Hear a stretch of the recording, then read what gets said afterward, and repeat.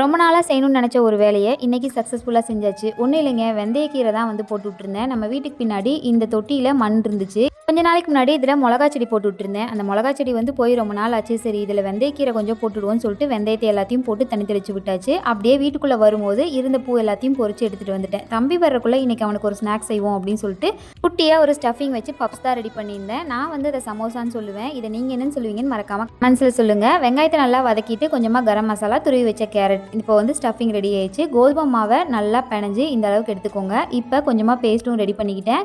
அப்படியே வந்து நம்மளால் எந்த அளவுக்கு லேசாக தேய்க்க முடியுமோ அந்த அளவுக்கு சப்பாத்தி மாதிரி லேசாக தேய்ச்சிட்டு நம்மளுக்கு எந்த ஷேப் வேணுமோ அந்த ஷேப்பில் வந்து கட் பண்ணி இதை வந்து முக்கோணம் மாதிரி மடித்து எடுத்துக்கலாம்.